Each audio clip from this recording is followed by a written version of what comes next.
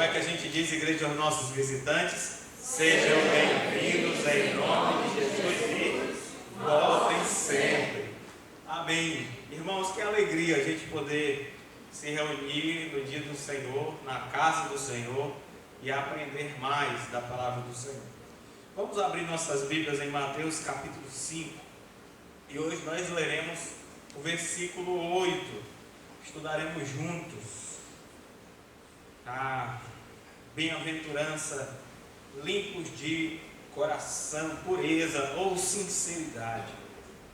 Versículo 8: bem-aventurados os limpos de coração, porque verão a Deus. Vamos repetir comigo, Mateus capítulo 5, versículo 8: bem-aventurados os limpos de coração, porque verão a Deus.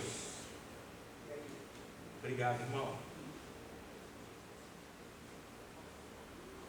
Como nasce e como vive um cristão é o teor das 8 bem-aventuranças. As 4 primeiras mostram como um cristão vem a existir, como uma pessoa se torna um cristão, quebrantando o seu coração através da humildade, chorando pelos seus pecados, se submetendo mansamente à vontade de Deus e docemente também aceitando a punição merecida pelos seus pecados, uma desesperada fome e sede de justiça.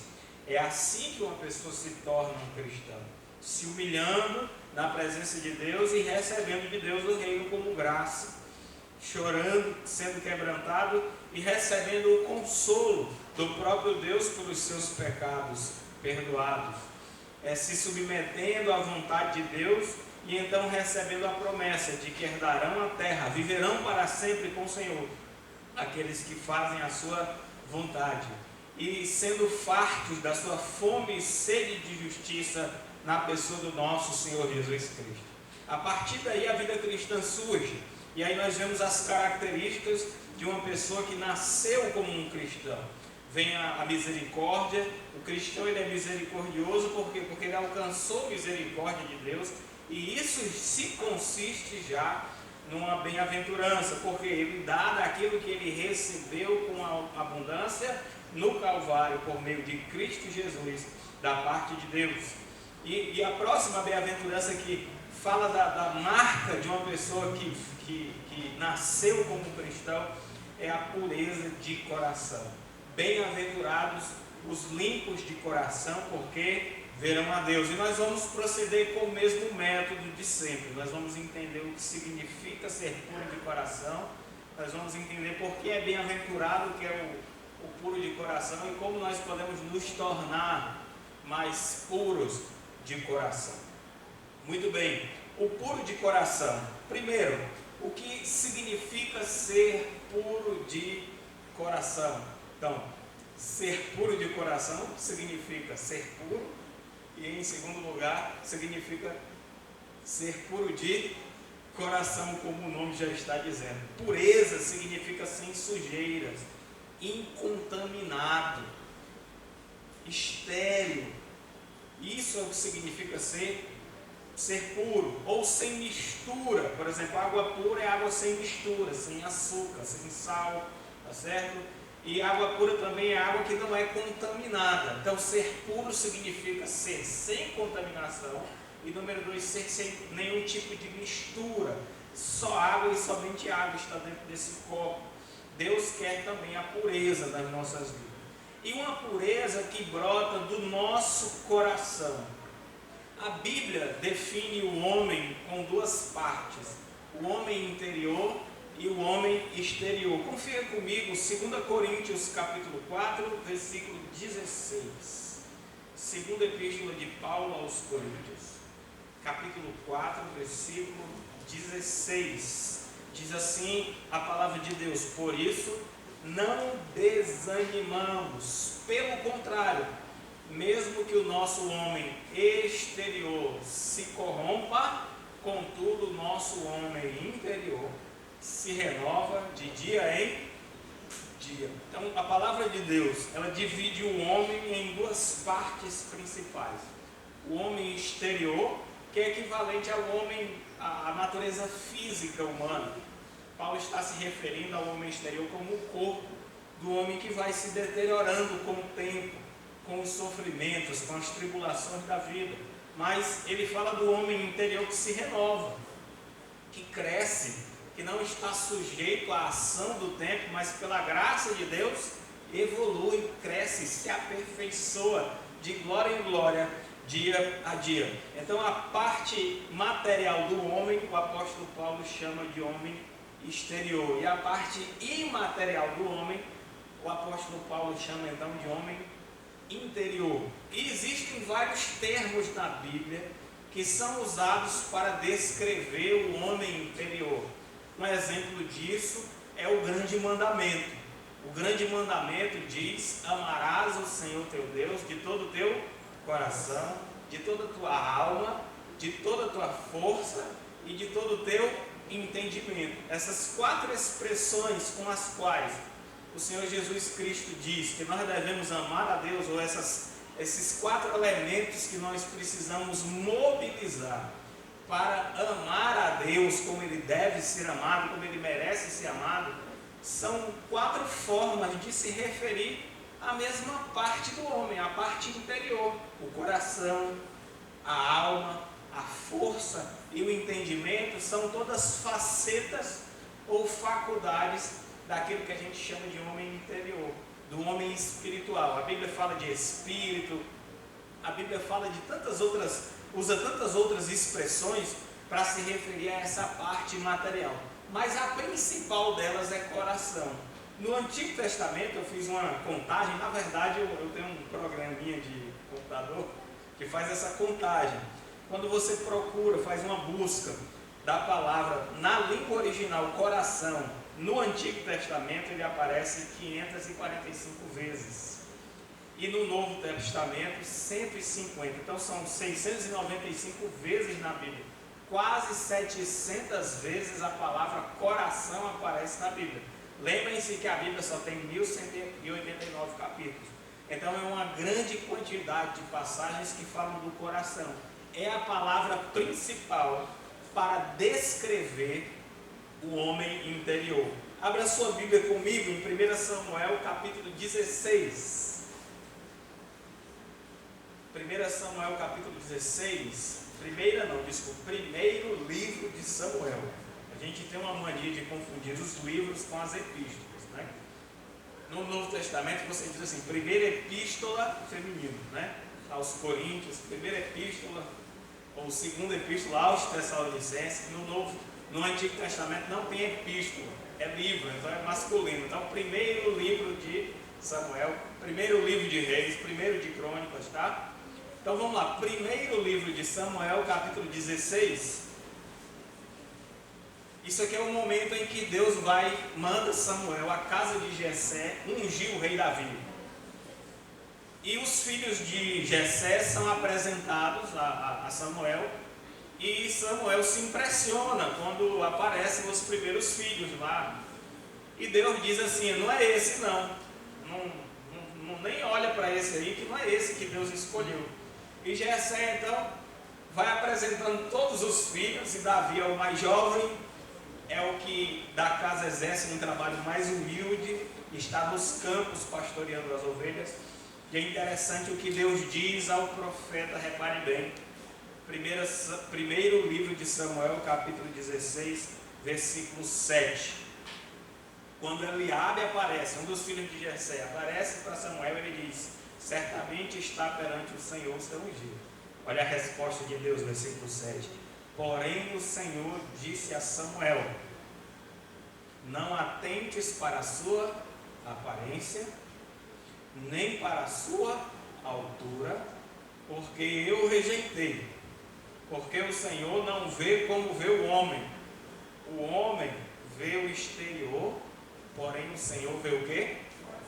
O coração. O homem exterior é o homem aparente, é aquilo que nós podemos enxergar com nossos olhos físicos. Mas o homem interior é aquilo que está dentro de nós, escondido. E só quem consegue enxergar perfeitamente é o nosso Deus. Então, coração aqui é equivalente àquilo que Paulo chama de homem interior no Novo Testamento. Você concorda comigo? Se você não concordar também não tem problema. Mas é isso que a Bíblia está dizendo. Que o homem interior corresponde àquilo que a Bíblia chama de coração. Então, o coração é essa parte, essa qualificação que recebe a nossa parte mais íntima, o nosso verdadeiro eu. Daí a ordem, o conselho, de Salomão, que foi lido aqui antes da mensagem. Provérbios capítulo 4, versículo 23. Sobre tudo que se deve guardar, guarda o teu coração, porque dele procedem as fontes da vida. A nossa vida é como se fosse um curso de água, como se fosse um rio, um riacho, ou usando aqui a linguagem do norte, um igarapé. Tá certo? A nossa vida é como um curso de água, um igarapé. E o coração é a sua nascente, ou as nascentes desse curso de água, que é a nossa vida, estão no nosso coração. Nós sabemos que a qualidade de uma nascente determina a qualidade de um curso de água. A qualidade da nascente determina a qualidade do igarapé. Se a nascente for poluída, então todo o igarapé vai ser poluído. Por quê? Porque ele está sendo poluído na fonte. Se houver abundância de água na nascente, então esse curso de água também vai ser abundante, vai ter bastante água, por causa da força da sua nascente. A qualidade de um curso de água está relacionada à qualidade da sua nascente, seja a intensidade, seja o seu nível de pureza. Então a vida é como um curso de água, e nós vamos, o resultado da nossa vida pode ser medido a partir daquilo que brota do nosso coração. Nós poderíamos dizer que nós seremos amanhã o que está no nosso coração hoje, ou o que nós somos hoje, aquilo que estava no nosso coração ontem. A nossa vida sempre é resultado daquilo que está no nosso coração. Por quê? Porque o nosso coração é o nosso verdadeiro eu. O nosso coração é a sede dos nossos pensamentos, das nossas emoções. É dentro do coração que as decisões são estabelecidas. Aquilo que controla o coração, controla a nossa vida inteira. É por isso que nós precisamos guardar o coração acima de todas as coisas na vida. Essa é a parte principal do nosso coração, da nossa vida, do nosso coração. É por isso que em Provérbios capítulo 23, versículo 6, o Senhor nos exorta através de Salomão, dizendo: filho meu, Provérbios 23, verso 6, dá-me o teu coração, e os teus olhos se agradem dos meus caminhos. A melhor coisa que nós podemos fazer é entregar o nosso coração para o Senhor, para que Ele tome conta, para que Ele guarde, para que Ele controle. Lembre-se, o que controla o coração vai controlar toda a vida, porque a nossa vida é o resultado do que está no nosso coração. Um coração controlado por Deus significa uma vida controlada pelo Senhor. Um coração temente a Deus significa uma vida vivida debaixo do temor do Senhor. Se você voltar para Provérbios capítulo 4, ele vai dizer assim no versículo 24, ele fala do coração, certo? Mas no verso 24 ele fala da boca e dos lábios. Desvia de ti a falsidade da boca e afasta de ti a perversidade dos lábios. No verso 25 ele fala dos olhos. Os teus olhos olhem direito e as tuas pálpebras diretamente diante de ti. No versículo 26 ele fala dos pés. Pondera a vereda dos teus pés e todos os teus caminhos sejam retos. Não te declines nem para a direita, nem para a esquerda, retira o teu pé do mal. Em outras palavras, quando a gente guarda o nosso coração, que é a fonte da vida, significa que nós estamos sendo cautelosos com as nossas palavras, cautelosos com aquilo onde nós colocamos os olhos, os nossos desejos, os nossos anseios, as nossas ambições e o nosso comportamento, aonde nós andamos, com quem nós andamos, como nós andamos. Quando nós guardamos o nosso coração, nós estamos guardando também as nossas palavras, os nossos pensamentos, as nossas determinações, os nossos desejos, e estamos guardando também o curso da nossa vida, a nossa caminhada, a nossa forma de proceder. Tudo isso eu levantei para mostrar para vocês que quando Jesus Cristo diz que bem-aventurado é o puro de coração, Ele está falando de uma pureza que nós alcançamos no nível mais íntimo do nosso ser. Não é uma pureza superficial, não é uma pureza exterior, não é tomar banho, embora seja desejável, né? Eu acredito que todo mundo aqui tomou um banhozinho, veio limpinho para a igreja, mas isso não significa que nós estamos no nível de pureza agradável a Deus. A sua higiene pessoal pode estar em dias, mas o seu coração pode estar desagradável a Deus. Por quê? Porque Deus ele não está olhando para a nossa aparência, não está olhando para a nossa altura, para a nossa formosura. Deus não se impressiona com a nossa aparência. Deus está olhando nesse momento. Deus deseja nesse momento. Deus quer que a gente foque nesse momento para os nossos corações. Bem-aventurados são os puros de coração. Tanto no Antigo Testamento quanto no Novo Testamento enfatizam a verdade de que para a gente viver na presença de Deus, nós precisamos ser puros. Salmo de número 24. Acompanhe comigo. Salmo de número 24. Versículo 3 a 6.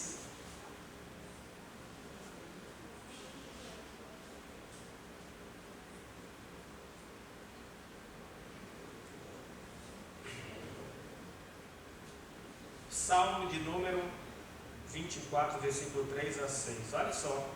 Quem subirá ao monte do Senhor? Quem há de permanecer no seu santo lugar?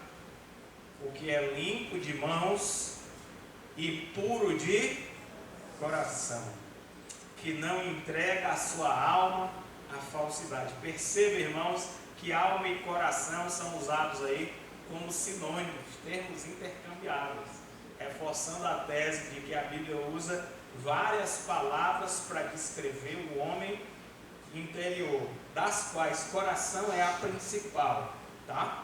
Mas veja aí, alma e coração sendo usados de forma intercambiável. Então, o que é limpo de mãos e puro de coração, que não entrega a sua alma à falsidade, nem jura dolosamente. Este, verso 5, obterá do Senhor a bênção e a justiça do Deus da sua salvação.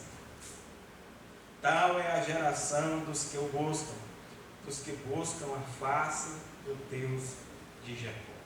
É isso que o Antigo Testamento ensina, que para a gente viver na presença de Deus, ter comunhão com Deus, habitar com o Senhor para sempre, que é santo, um dos requisitos é que haja pureza no nosso coração, que o nosso homem interior seja lavado, seja purificado, para que possamos viver um relacionamento íntimo com Deus.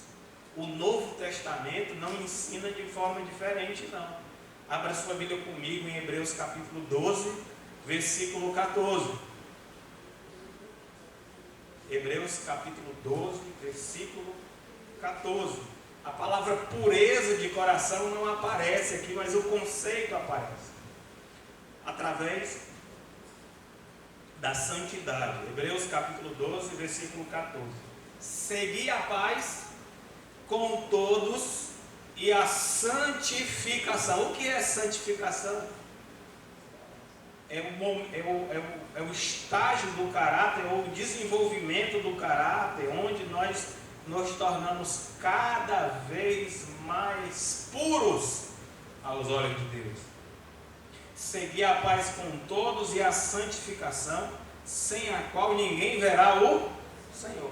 Para viver em comunhão com Deus, para viver em intimidade com o Senhor, o Antigo Testamento ensina que nós precisamos de pureza de coração, santidade.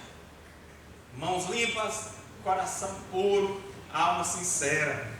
No Novo Testamento, da mesma forma, nós precisamos viver em paz uns com os outros e buscar a santificação, porque caso isso não aconteça, nós não veremos o Senhor. Bem-aventurados os limpos de coração, os puros de coração, porque eles verão a Deus.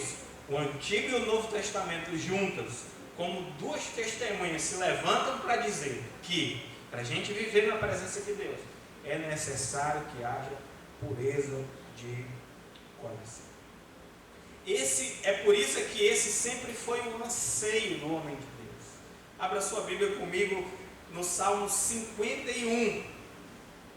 Salmo de número 51.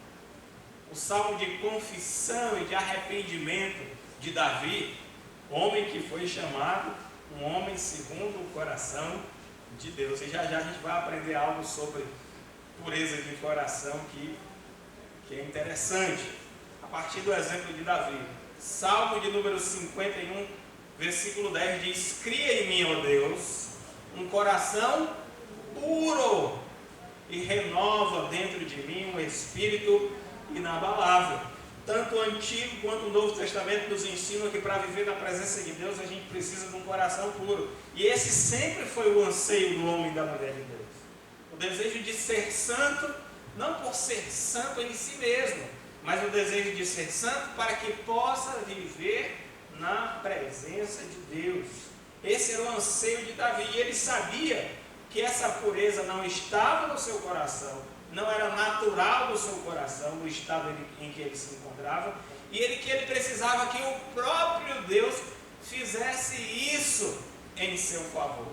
E uma das promessas da nova aliança é que Deus vai fazer com que o coração do seu povo se torne puro. Esse anseio que é expresso por Davi no Salmo 51 se torna uma promessa de Deus, que será cumprida em favor de todo o seu povo. Ezequiel capítulo 36, diz assim a palavra do Senhor, a partir do verso 25. Ezequiel 36, a partir do verso 25. Então aspergirei água pura sobre vós, e ficareis purificados de todas as vossas imundícias, e de todos os vossos ídolos vos purificarei. Dar-vos-ei coração novo, porei dentro de vós espírito novo. Tirarei de vós coração de pedra e vos darei coração de carne. Porei dentro de vós o meu espírito e farei com que andeis nos meus estatutos, guardeis os meus juízos e os observei. Davi sabia que para que ele tivesse um coração puro, Deus precisava dá-lo. Deus precisava agir, intervir, criar sobrenaturalmente dentro dele um coração puro. E Deus promete isso para todo o seu povo, que na pessoa maravilhosa do Espírito Santo, o povo de Deus nos últimos dias seria purificado, lavado, como quem toma um banho. Só que não é um banho exterior, é um banho interior que lava da imundícia da idolatria, da rebelião, da infidelidade contra o Deus vivo e verdadeiro. É uma purificação que é equivalente a um transplante de coração, receber um novo coração. Só que esse coração que é transplantado não é o órgão do sistema circulatório, o órgão-chefe do sistema circulatório, a bomba, né? Que faz com que o nosso sangue circule. Aqui coração é no sentido de personalidade, de homem interior. Eu vou transformar o homem interior de vocês, eu vou dar para vocês uma personalidade, um caráter santo.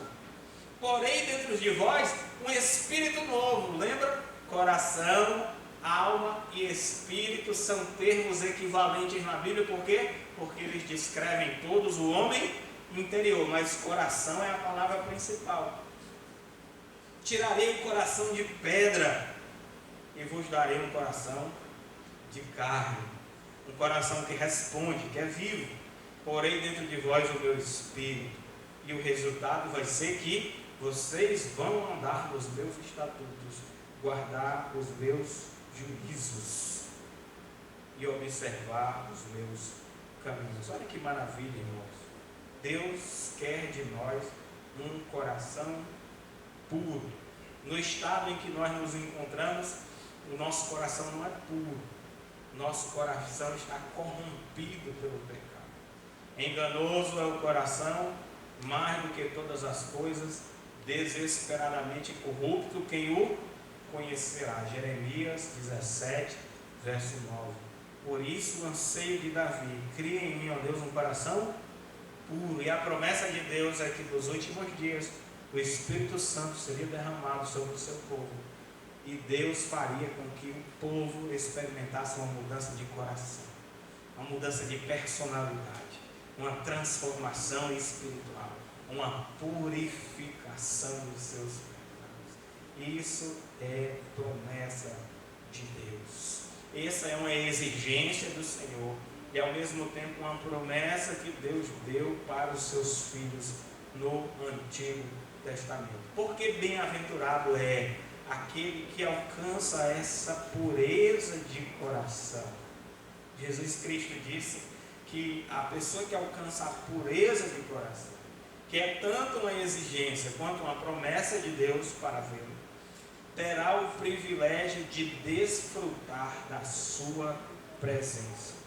É por isso que é bem-aventurado aquele que é puro, é limpo de coração, porque verão a Deus. A Bíblia sempre descreve Deus como a maior bênção de todas as bênçãos. Geralmente, quando nós nos relacionamos com Deus, nós ficamos às vezes ofuscados com as suas dádivas. É comum a gente valorizar mais aquilo que Deus nos dá do que a pessoa de Deus que nos dá todas as coisas. A maior bênção que nós podemos desfrutar, seja na terra, seja no céu, não são coisas que Deus nos dá, não são bênçãos que Deus nos oferece para desfrutar. Na verdade, a maior bênção que nós podemos experimentar, seja na terra ou seja na glória, é a própria pessoa de Deus. Ele é o maior de todos os dons que Ele quer nos oferecer. Maior do que todas as dádivas que Deus já nos deu ou nos dará, é a própria pessoa de Deus, o doador de todas as dádivas. Esse é o grande presente, essa é a grande bênção, esse é o grande precioso tesouro que o reino dos céus nos oferece. Quando nós lemos o livro de Apocalipse, capítulo 22, se é descrito ali as bem-aventuranças dos céus, é fabuloso. Depois que ele descreve a cidade de Jerusalém, os materiais que a constituem, que são riquíssimos e preciosos, a exuberância da cidade, a imensa dimensão daquele lugar, o fato de que aparentemente essa cidade fica suspensa entre o céu e a terra, no novo céu e na nova terra, que lá as ruas são de ouro, as portas de pérolas, os fundamentos da cidade são adornados com pedras preciosas, tudo tem significado, os tamanhos, as proporções, símbolos espirituais, falando da igreja no Novo Testamento, do povo de Israel no Antigo Testamento, enfim, é uma cidade extraordinária. Mas olha só o que diz o capítulo 22 a partir do verso 1. Então me mostrou o rio da água da vida. Isso aqui é eternidade, isso aqui é o que Deus quer para nós. Brilhante como cristal que sai do trono de Deus e do Cordeiro. No meio da sua praça, de uma a outra margem do rio, está a árvore da vida, que produz 12 frutos, dando o seu fruto de mês em mês. E as folhas da árvore são para a cura dos povos. Nunca mais haverá qualquer maldição. Nela estará o trono de Deus e do Cordeiro. Essa é a grande bênção. Repare, os seus servos o servirão. Contemplarão a sua face, e na sua fronte está o nome dele. Então, já não haverá noite, nem precisam eles de luz de candeia, nem da luz do sol, porque o Senhor Deus brilhará sobre eles. Quem vai brilhar sobre o povo de Deus? O próprio Senhor. E reinarão pelos séculos dos séculos. Deus, juntamente com o seu povo, para sempre. Aqui, gente, é a cereja do bolo. É o ponto alto da descrição da bem-aventurança celestial. Qual é a grande glória do céu? Qual é a grande bem-aventurança da eternidade? Qual vai ser o grande gozo do povo de Deus para sempre?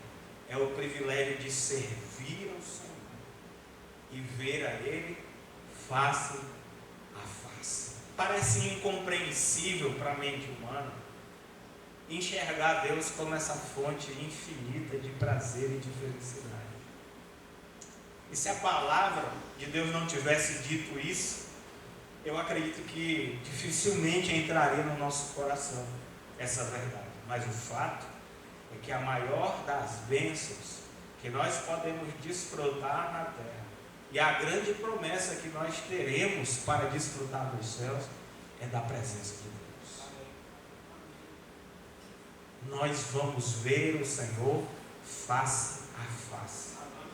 E isso vai mudar a gente completamente. Continue com a sua mão aí em Apocalipse, lá em 1 João capítulo 3.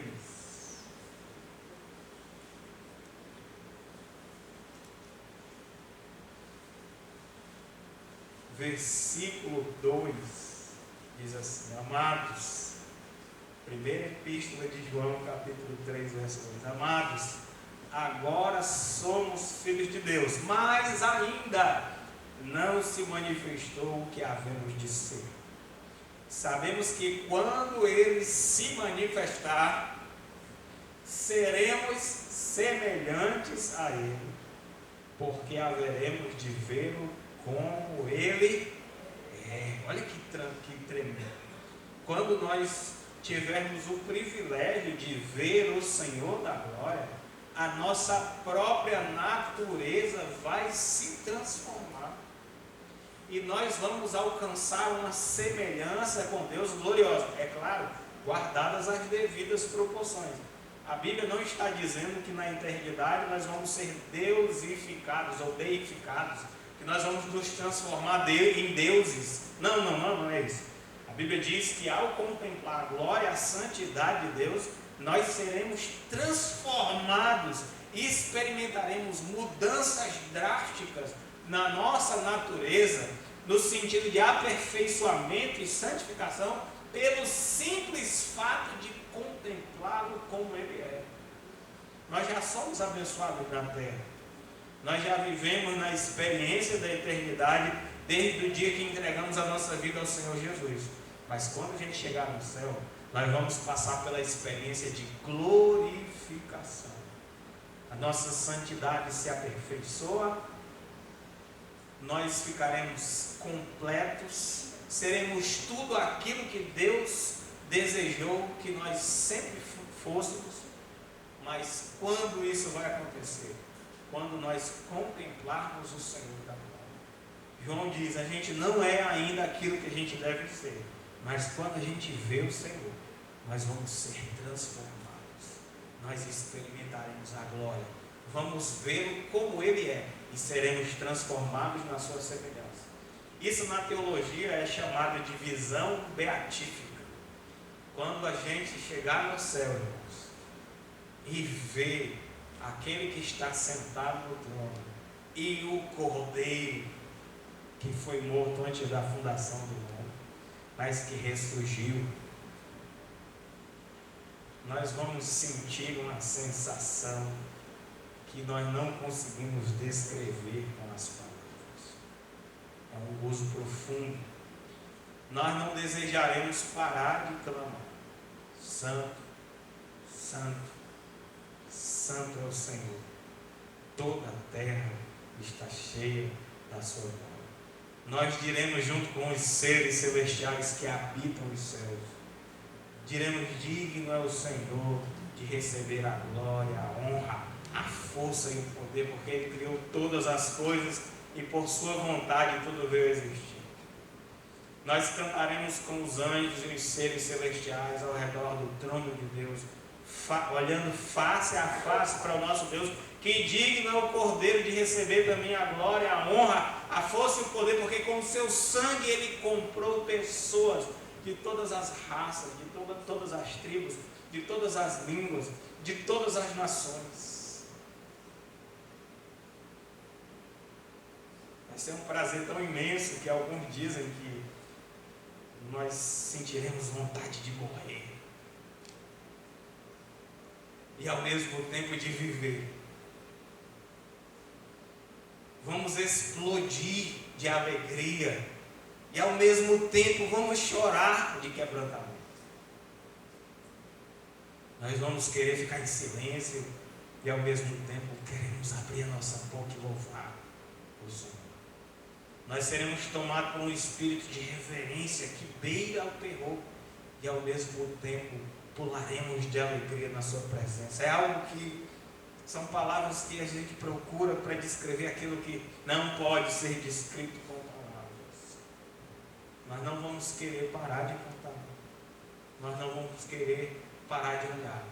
Nós não vamos querer nos afastar do trono de Deus pelos séculos dos séculos dos séculos. E talvez você esteja pensando, pastor, vai ser só isso no céu? Quando a gente pensa assim, é só isso. Isso mostra como a nossa mente e o nosso espírito ainda não estão alinhados com Deus e com a sua glória. E muitos vão ter que chegar no céu para poder descobrir que de fato Deus é a maior de todas as bênçãos.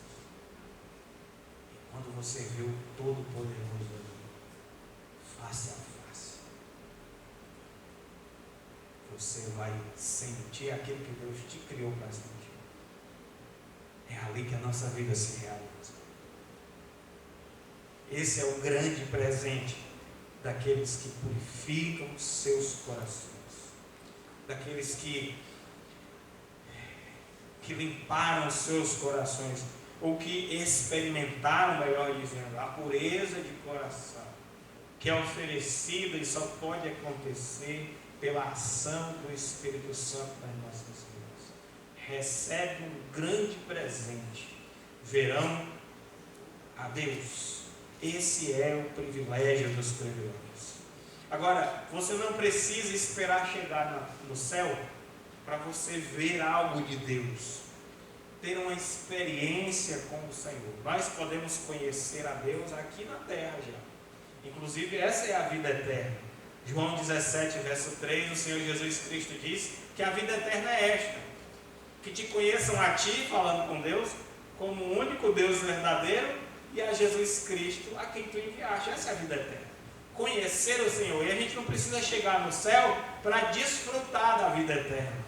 A gente já começa a desfrutar da vida eterna aqui e agora, se nós conhecemos a Deus por meio de Cristo Jesus. Nós podemos ter uma experiência com Deus ainda na terra, antes de chegar no céu. No céu essa experiência vai ser perfeita, amplificada ao infinito, permanente. Porém, aqui na terra nós já podemos desfrutar um pouco dessas realidades celestiais, dentro daquilo que é permitido na nossa condição. Homens e mulheres, tanto do Antigo Testamento quanto do Novo Testamento, e de toda a história da igreja até os dias de hoje, já tiveram essa experiência. Um dos textos que eu mais gosto da Bíblia está em 2 Coríntios capítulo 5, verso 17, que diz que se alguém está em Cristo, é uma nova criatura, as coisas velhas se passaram, eis que tudo se fez novo.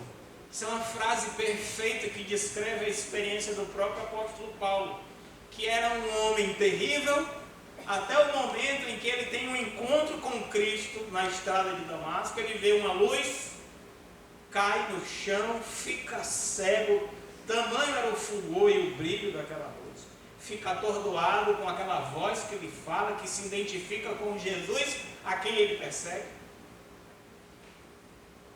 3 dias depois, o apóstolo Paulo é batizado, as escamas dos seus olhos saem, ele retorna à visão e começa a pregar a fé que ele antigamente queria destruir. O que transformou a vida de Paulo foi o encontro com Deus. Lembre de Moisés, que não conhecia o Senhor pessoalmente. Sentia-se na responsabilidade de fazer alguma coisa pelo seu povo. E como um príncipe do Egito, achava que aquela posição privilegiada que Deus lhe dera seria o instrumento de Deus pela qual ele usaria, ele poderia ajudar o seu povo a ser liberto. Ele não consegue, na verdade ele complica as coisas e precisa fugir do Egito, porque ele mata um egípcio tentando livrar um israelita. Depois de 40 anos aprendendo a ser ninguém no deserto, ele tem um encontro com Deus. Em cima do monte, ele viu uma sarça que arde e não se consome. E quando ele se aproxima para ver aquela maravilha, lá do meio daquela sarça, alguém fala com ele e diz: não te aproxime, irmão. Tira a sandália dos teus pés, porque o lugar onde você está pisando é santo. E ali ele tem um encontro com Deus. Deus revela o seu nome, lhe dá uma lição. E a partir daquele momento a vida de Moisés nunca mais será a mesma. Depois que o povo sai do Egito, Moisés também pede. Êxodo capítulo 33, depois de uma série de dificuldades que o povo de Israel passa, e Deus ameaça abandonar o povo, porque diz: eu sou santo demais para viver no meio desse povo, eu vou destruí-los. E aí Moisés disse: se o Senhor não for no meio da gente, então nós não vamos sair daqui. Depois Moisés diz assim: Senhor, eu te conheço, tu me revelou o teu nome, mas eu quero ver a tua glória. E Deus disse: ninguém jamais viu a minha glória, nem pode ver, senão vai morrer. Eu vou deixar você ver vou colocar você aqui numa fenda, vou esconder o seu rosto com a minha mão, e você vai ver alguma coisa, mas a minha face nenhum homem pode ver. E ali Deus proclama o seu próprio nome, dizendo: Senhor, Senhor, que é misericordioso, compassivo, ainda que não inocente o culpado, que visita a iniquidade dos pais dos filhos até a terceira geração, e tem misericórdia até da 10ª geração daqueles que o amam. E Moisés então contempla algo da glória de Deus, e a partir daquele momento também Moisés nunca mais foi o mesmo. Nós temos a experiência do profeta Isaías, que viu o Senhor sentado no templo cheio de glória, anjos em torno do trono, uma visão muito parecida com a do livro de Apocalipse, clamando que ele é santo, santo, santo. As suas vestes reais enchiam o trono, e ele ficou terrificado, porque a visão da santidade de Deus fez com que ele tivesse uma autopercepção mais exata, percebesse o quanto ele era pecaminoso, o quanto ele vivia no meio da imundície, de um povo imundo. E ele disse: ai de mim, porque eu sou um homem impuro de lábios, habito no meio de um povo impuro de lábios, e vi o Senhor da glória. Um anjo vem confortá-lo, dizendo mais ou menos assim: se o Senhor quisesse te destruir, ele já tinha te destruído. O Senhor tem uma missão para você. E ele então é purificado com as brasas do altar. O altar é o lugar do sacrifício, onde alguém morreu pelos nossos pecados. E as brasas onde o sacrifício, a oferta de sacrifício foi queimada, onde o sangue foi derramado, são trazidas pelo anjo e purificam a boca do profeta, instrumento que ele usará para servir a Deus durante toda a sua vida como profeta. Depois que Isaías viu o Senhor, ele nunca mais foi o mesmo. Por fim, eu quero falar de Pedro. Na beira da praia do Mar da Galileia, Jesus Cristo está ali, uma multidão aperta. Ele diz: Pedro, deixa eu usar teu barco aqui para trazer uma mensagem para essas pessoas. Afasta um pouquinho o barco. E Pedro está ali consertando as redes com seus colegas de pesca. Jesus sobe no barco e ele então prega para aquela multidão. Depois disso, Jesus diz assim para Pedro: Pedro, te lança mais ao fundo e lança as redes ali, vamos pescar. E Pedro disse: Senhor, nós passamos a noite inteira pescando sem pegar nenhum peixe. Todo pescador profissional sabe que é melhor pescar à noite do que de dia. Os peixes estão mais bobos, né? Os peixes também não enxergam a rede à noite, então é melhor. E outra, a gente não pesca nas águas profundas, a gente pesca nas águas rasas, onde as redes podia ir até o fundo e apanhar os peixes sem deixar que ninguém escapa. Mas Jesus Cristo manda, e Pedro disse: Senhor, sob tua palavra nós lançaremos a rede. E eles lançam. Então Pedro desmente as costas, né? Ele vai tentar puxar a rede pensando que não tinha nada, e a rede estava entupida de peixes.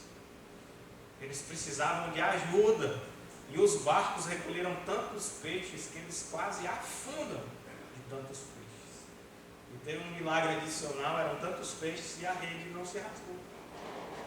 Então Pedro percebe que ele está diante de alguém especial. E o que Pedro diz? A mesma coisa que o profeta Isaías: te afasta de mim, Senhor, porque eu sou um homem pecador. Jesus disse para Pedro: não temas, a partir de agora eu vou te constituir um pescador de almas. E aí Pedro larga tudo, larga barco, larga rede, larga peixe, e segue Jesus sem jamais olhar para trás. Quando a gente tem uma visão de Deus, quando Deus se revela a nós, quando Ele mostra algo da sua glória aqui na terra, nós também mudamos de forma que jamais voltaremos a ser as mesmas pessoas. Nós já podemos experimentar agora um pouco dessa visão que nós vamos ter plenamente no céu, essa visão criativa. Nós podemos já experimentar na terra, em alguma medida, aquilo que nós perfeitamente experimentaremos no céu, a glorificação a partir dessa visão. Mas a pureza é a condição. E aqui uma afirmação paradoxal. Para a gente poder ver a Deus, a gente precisa de pureza. Mas só a visão de Deus traz pureza para o nosso coração e nos transforma. Em Jeremias 29, versículo 13, diz: buscar-me-eis e me achareis quando me invocardes de todo o vosso coração. Se por um lado eu preciso de um coração puro para ver a Deus, só a visão de Deus, a visão da sua glória, é que transforma o meu coração num coração puro. São duas coisas que acontecem ao mesmo tempo, imediatamente, e a lógica humana não tem como entender. Algumas coisas podem nos ajudar. Primeiro, entender que na situação que nós nos encontramos, pureza de coração não pode ser um coração completamente isento de pecado, mas um coração sincero e sem motivos dúbios. Abimeleque, em Gênesis capítulo 20, vamos lá, só para você ver uma coisa interessante aqui. Gênesis capítulo 20.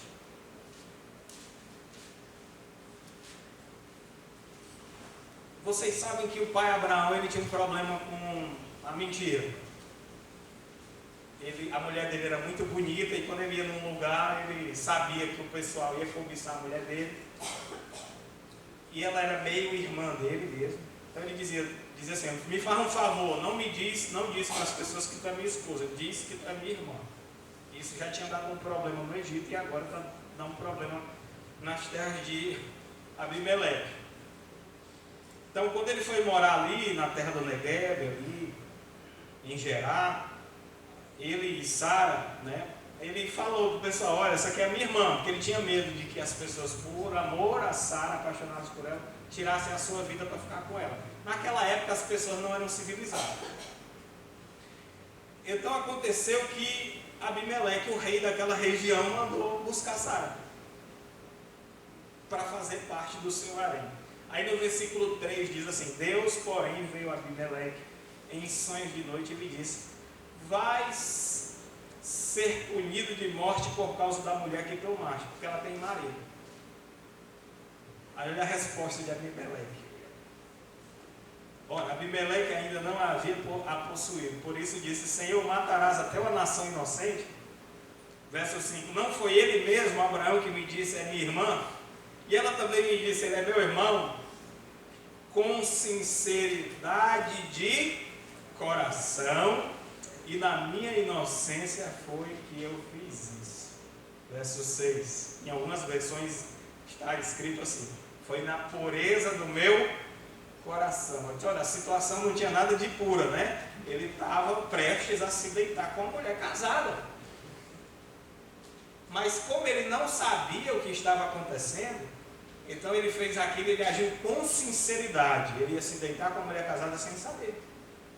E Deus o adverte. Então Deus diz assim, ó: bem sei que com pureza de coração ou sinceridade tu fizeste isso. Daí eu ter te impedido de pecares contra mim e não te permiti que a tocasses.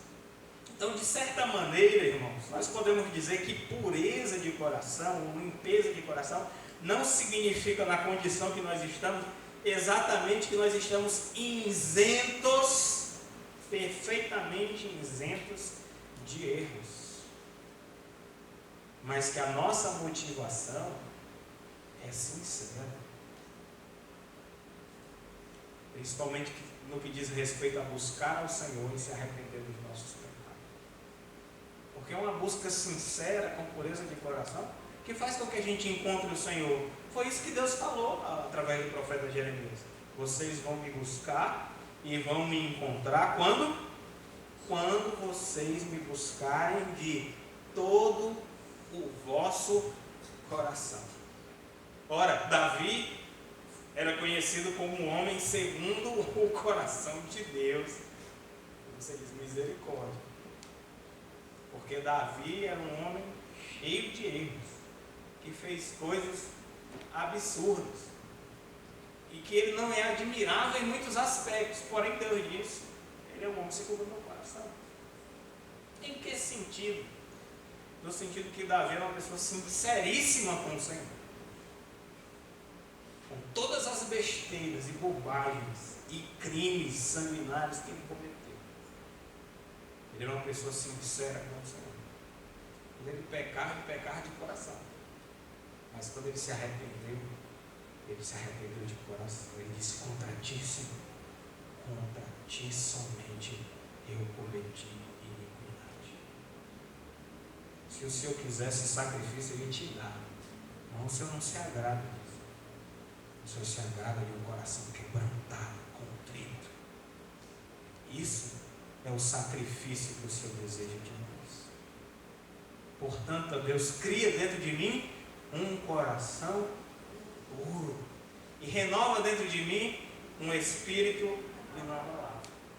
Se você acompanhou as mensagens aqui do caminho da bem-aventurança, o discípulo de Cristo, ele é tudo menos perfeito de coração.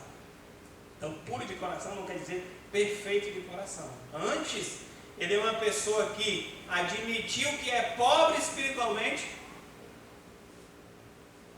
que chora porque tem vivido uma vida rebelde contra o Senhor, que aceita as consequências do seu pecado sem reclamar e que deseja se submeter à vontade de Deus, que bate na porta do céu pedindo que Deus satisfaça a sua fome e sede de justiça.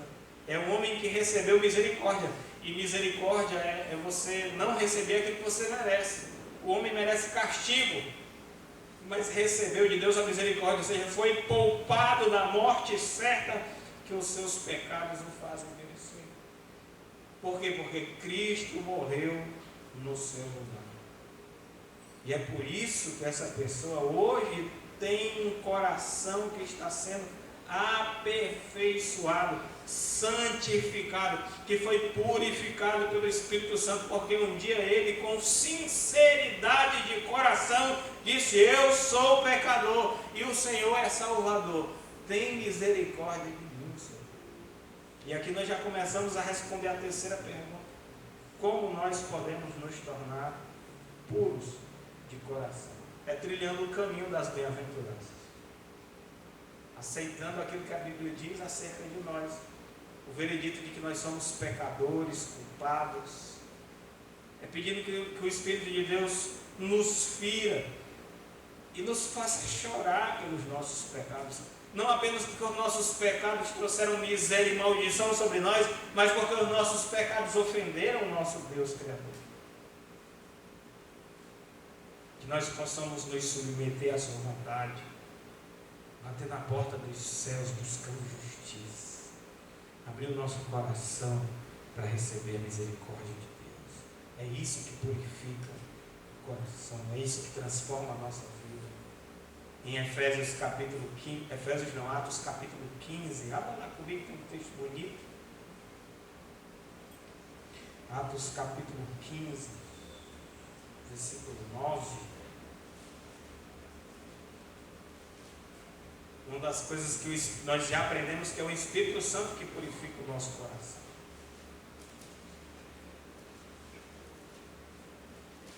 Em Atos capítulo 15, versículo 9.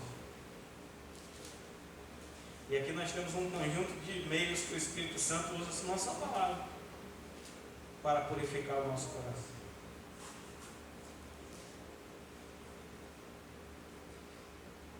Diz assim a palavra de Deus no versículo 9: ora, e não estabeleceu distinção alguma entre nós e eles, judeus e gentios, purificando-lhes pela fé o quê? O coração. Quando é que o nosso coração se torna puro? Quando nós cremos em Jesus. O Espírito Santo inspirou a palavra do Evangelho. Quando ela é pregada, ele ilumina essa palavra aos nossos corações. A fé surge, ele faz surgir a fé. E o resultado é que quando a fé surge nos nossos corações, os nossos corações são purificados. Como? Nos méritos de Cristo. Lembrem-se que a Bíblia afirma que o sangue de Cristo nos purifica de todo pecado. Para você ser puro de coração, você não precisa ser perfeito, mas você precisa ser sincero.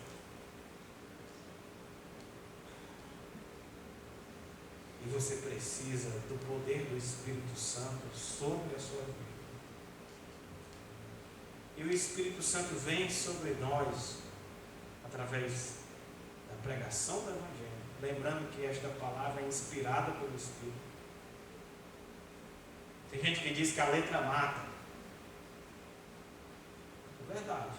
Mas o Espírito vivifica. E Jesus disse o seguinte: as minhas palavras são Espírito e são vida. E aí?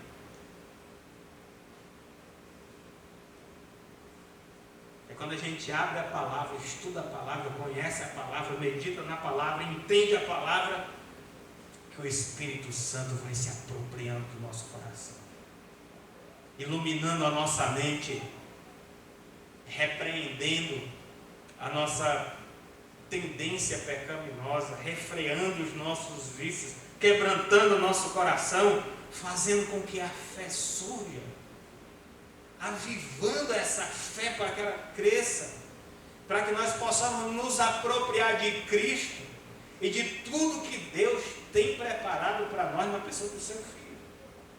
O perdão dos nossos pecados, a purificação do nosso coração e a eternidade com Deus dos céus. Nós precisamos do Espírito Santo. Nós precisamos orar como Davi. Cria em mim, ó Deus, um coração puro. Retira de mim a insinceridade. Me coloca de joelhos para que eu possa te clamar de todo o meu coração. Me enche da tua palavra. Aviva em minha fé. Repreende as minhas iniquidades. Quebranta-me, Senhor. É assim que a pureza de coração vai começando a se materializar na nossa vida. E no final de tudo, quando os nossos olhos se fecharem na terra e eles se abrirem nos céus, seja através da experiência da morte ou seja através da experiência do arrebatamento, quando Cristo retirar o seu povo da terra e nos introduzir no reino celestial, e a gente entrar naquela atmosfera gloriosa e contemplarmos o Deus de toda a glória sentado em seu trono,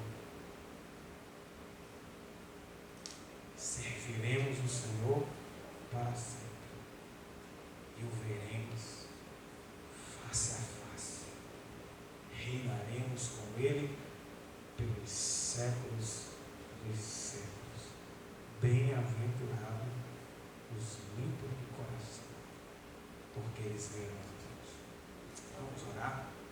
Ó Deus, obrigado, porque nos fizeste promessas tão extraordinárias. Homens e mulheres como nós recebemos a promessa de um dia vermos o Senhor face a face, experimentar uma comunhão ininterrupta, sermos aperfeiçoados completamente. Tudo isso começa quando nós começamos, ó Deus, a andar com sinceridade diante de Ti. O nosso coração começa a se purificar como nós admitimos os nossos pecados, lamentamos por eles, abrimos mão, nos submetemos à Tua vontade e somos revestidos com a justiça de Cristo.